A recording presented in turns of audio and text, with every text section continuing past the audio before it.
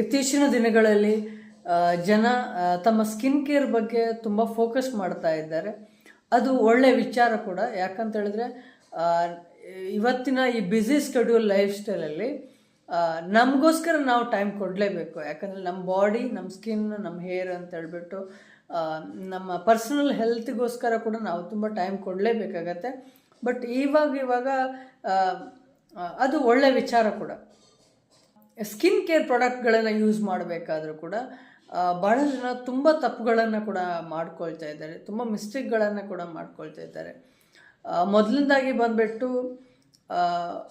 ಭಾಳಷ್ಟು ಜನಕ್ಕೆ ಪೇಷನ್ಸಿ ಕಡಿಮೆ. ಸ್ಕಿನ್ ಕೇರ್ ಪ್ರಾಡಕ್ಟ್ಗಳನ್ನು ಯೂಸ್ ಮಾಡ್ತಾರೆ, ಬಟ್ ಪೇಷನ್ಸಿ ಕಡಿಮೆ ಆಗಿರುತ್ತೆ. ಒಂದು ಬ್ರೈಟ್ನೆಸ್ ಕ್ರೀಮ್ ಇರ್ಬೋದು, ಇಲ್ಲ ಸನ್ಸ್ಕ್ರೀನ್ ಇರ್ಬೋದು,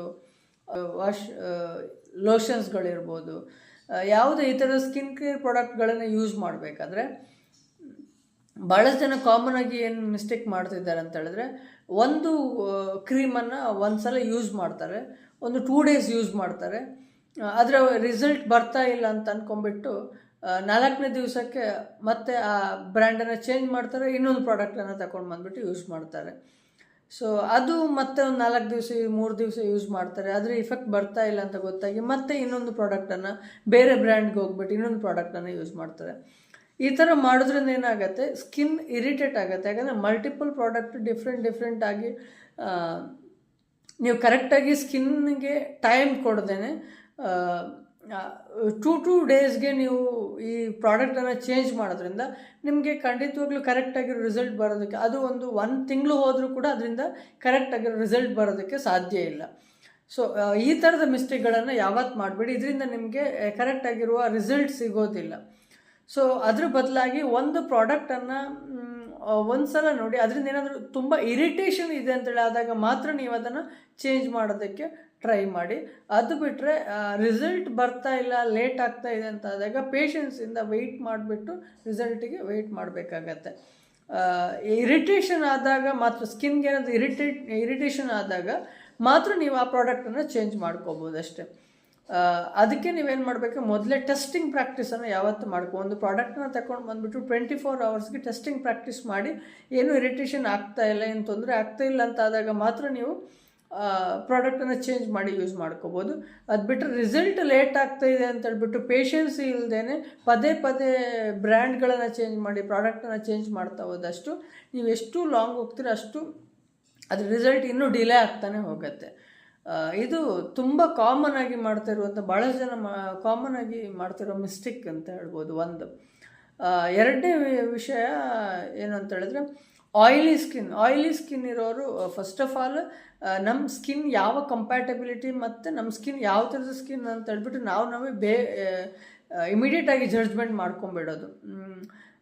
ಆ್ಯಕ್ಚುಲಿ ಒಂದು ಕರೆಕ್ಟಾಗಿರೋ ಒಬ್ಬ ಡರ್ಮಟೊಲಾಜಿಸ್ಟ್ ಇಲ್ಲ ಕಾಸ್ಮೆಟೊಲಾಜಿಸ್ಟನ್ನು ಕನ್ಸಲ್ಟ್ ಮಾಡಿ ನೀವು ಡಿಸೈಡ್ ಮಾಡ್ಕೊಂಬಂದರೆ ನಿಮ್ಮ ಸ್ಕಿನ್ ಯಾವ ಥರದ skin, either it's dry skin or oily skin ಅಲ್ಲ mixed skin, dry and oily mixed ಯಾವ ಥರದ ಟೈಪ್ ಆಫ್ ಸ್ಕಿನ್ ಅಂತ ಹೇಳೋದನ್ನು ನೀವು ಕನ್ಸಲ್ಟ್ ಮಾಡಿ ತಿಳ್ಕೊಂಡ್ರೆ ತುಂಬ ಒಳ್ಳೆಯದು. ಆದರೂ ಕೆಲವೊಬ್ಬರು ನಮ್ಮ ಸ್ಕಿನ್ ಆಯಿಲಿ ಸ್ಕಿನ್ ಇದೆ, ಮಾಯ್ಶ್ಚರೈಸರ್ ಯೂಸ್ ಮಾಡೋದು ಬೇಡ ಅಂತ ಹೇಳಿಬಿಟ್ಟು ಡಿಸೈಡ್ ಮಾಡ್ತಾರೆ. ಆಯಿಲಿ ಸ್ಕಿನ್ ಇದ್ದವರು ಕೂಡ ಮಾಯ್ಶ್ಚರೈಸರ್ ಯೂಸ್ ಮಾಡಲೇಬೇಕಾಗತ್ತೆ. ಸೊ ಡ್ರೈ ಸ್ಕಿನ್ ಅವ್ರು ಕೂಡ ಮಾಯ್ಶ್ಚರೈಸರ್ ಯೂಸ್ ಮಾಡಬೇಕು, ಆಯಿಲಿ ಸ್ಕಿನ್ ಅವ್ರು ಕೂಡ ಮಾಯ್ಶ್ಚರೈಸರನ್ನು ಯೂಸ್ ಮಾಡಲೇಬೇಕಾಗತ್ತೆ. ಥರ್ಡ್ ಮಿಸ್ಟೇಕ್ ಇನ್ನೊಂದೇನು ಅಂತ ಹೇಳಿದ್ರೆ, ಪದೇ ಫೇಸ್ ವಾಶ್ ಮಾಡ್ತಾ ಇರೋದು. ಹಾರ್ಡ್ ಸೋಪ್ ಇರ್ಬೋದು, ಸೋಪ್ ತುಂಬ ಹಾರ್ಡ್ ಆಗಿರುತ್ತೆ, ಹಾರ್ಡ್ ಪ್ರಾಡಕ್ಟ್ ಸೋಪ್ಗಳನ್ನು ಯೂಸ್ ಮಾಡಿ, ಇಲ್ಲ ಫೇಸ್ ವಾಶನ್ನು ಯೂಸ್ ಮಾಡಿ ಪದೇ ದಿವಸಕ್ಕೆ 10 ಸಲ ಫೇಸ್ ವಾಶ್ ಮಾಡೋದು. ಪದೇ ಹೋಗ್ಬಿಟ್ಟು ನನ್ನ ಫೇಸ್ ಬೇಗ ಬ್ರೈಟ್ ಆಗಬೇಕು ಅಂತ ಅಂದ್ಕೊಂಡ್ಬಿಟ್ಟು ಪದೇ ಫೇಸ್ ವಾಶ್ ಮಾಡ್ತಾ ಇರೋದು. ಇದರಿಂದ ಕೂಡ ಸ್ಕಿನ್ ಇರಿಟೇಷನ್ ಆಗುತ್ತೆ so cleansing is actually 2 times, morning ಮತ್ತು ನೈಟ್ ಕ್ಲೆನ್ಸಿಂಗ್ ಅಂತ ಹೇಳೋದನ್ನು ಮಾಡೋದು. ಇನ್ನೊಂದು ಕಾಮನ್ ಮಿಸ್ಟೇಕ್ ಏನು ಅಂತ ಹೇಳಿದ್ರೆ, ಬಿಸಿ ನೀರಲ್ಲಿ ಫೇಸ್ ವಾಶ್ ಮಾಡೋದು. ಹಾಟ್ ವಾಟರ್ನ ಯೂಸ್ ಮಾಡ್ಕೊಂಬಿಟ್ಟು ಫೇಸ್ ವಾಶ್ ಮಾಡೋದು. ಲ್ಯೂಕ್ ವಾರ್ಮ್ ವಾಟರಲ್ಲಿ ನೀವು ಫೇಸ್ ವಾಶ್ ಮಾಡಬೇಕಾಗತ್ತೆ.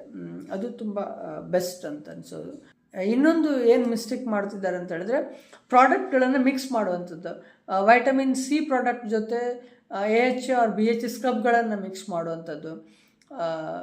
ಇಲ್ಲ ರೆಟಿನಾಲ್ ಜೊತೆ AHA/BHA ಸ್ಕ್ರಬ್ಗಳನ್ನು ಮಿಕ್ಸ್ ಮಾಡಿ ಯೂಸ್ ಮಾಡ್ಕೊಳ್ಳುವಂಥದ್ದು, ಇದು ಒಂದು ದೊಡ್ಡ ಮಿಸ್ಟೇಕ್ ಮಾಡ್ತಿರೋ ಒಂದು, ಆ ಥರ ಯಾವತ್ತೂ ಮಾಡ್ಕೋಬಾರ್ದು. ಇನ್ನೊಂದು ಮಿಸ್ಟೇಕ್ ಏನು ಅಂತ ಹೇಳಿದ್ರೆ, ಪೀಲ್ಸ್ಗಳನ್ನು ಡೈಲಿ ಯೂಸ್ ಮಾಡೋದು, ಕೆಮಿಕಲ್ ಪೀಲ್ಸ್ಗಳಿರ್ಬೋದು, ಅದನ್ನು ಕೆಲವೊಬ್ರು ಡೈಲಿ ಯೂಸ್ ಮಾಡೋದಕ್ಕೆ ಟ್ರೈ ಮಾಡ್ತಾರೆ. ಇದು ಕೂಡ ತುಂಬ ಸ್ಕಿನ್ನನ್ನು ಹಾರ್ಡ್ ಮಾಡಿ ಸ್ಕಿನ್ ಮೇಲೆ ಇರಿಟೇಟ್ ಮಾಡೋದಕ್ಕೆ ಚಾನ್ಸಸ್ ಕೊಟ್ಟಾಗ ಆಗುತ್ತೆ. ಸೊ ಈ ಥರದ ಕಾಮನ್ ಮಿಸ್ಟೇಕ್ಸ್ಗಳನ್ನು ಮಾಡಬೇಡಿ. ಸೊ ಆದಷ್ಟು ನೀವು ಈ ಥರ ಪ್ರಾಡಕ್ಟ್ಗಳನ್ನ ಯೂಸ್ ಮಾಡಬೇಕಿದ್ರೆ ಒಂದು ಸಲ ಹಾಸ್ಪಿಟಲಾಜಿಸ್ಟ್ ಇಲ್ಲ ಡೆರ್ಮಟಾಲಜಿಸ್ಟನ್ನು ಕನ್ಸಲ್ಟ್ ಮಾಡ್ಕೊಳ್ಳಿ. ನಿಮ್ಮ ಸ್ಕಿನ್ ಟೈಪನ್ನು ನೋಡ್ಕೊಳ್ಳಿ, ಚೆಕ್ ಮಾಡ್ಕೊಳ್ಳಿ, ಮತ್ತು ಸ್ಕಿನ್ ಕಂಪ್ಯಾಟಬಿಲಿಟಿಯನ್ನು, ಯಾವ ಪ್ರಾಡಕ್ಟ್ ಕಂಪ್ಯಾಟಬಿಲಿಟಿ ಇದೆ ಅಂತ ಹೇಳೋದನ್ನು ತಿಳ್ಕೊಳ್ಳಿ. ಅದರ ಮೇಲೆ ಅದರ ಕರೆಕ್ಟಾಗಿರೋ ಪ್ರೊಸೀಜರ್ ಲೆಕ್ಕದಲ್ಲೇ ನೀವು ಪ್ರಾಡಕ್ಟ್ಗಳನ್ನ ಯೂಸ್ ಮಾಡಿದಾಗ ನಿಮ್ಮ ಸ್ಕಿನ್ ಕೂಡ ಸೇಫಾಗಿ, ಕ್ಲೀನಾಗಿ, ನೀಟಾಗಿ ಇರುತ್ತೆ. Thank you.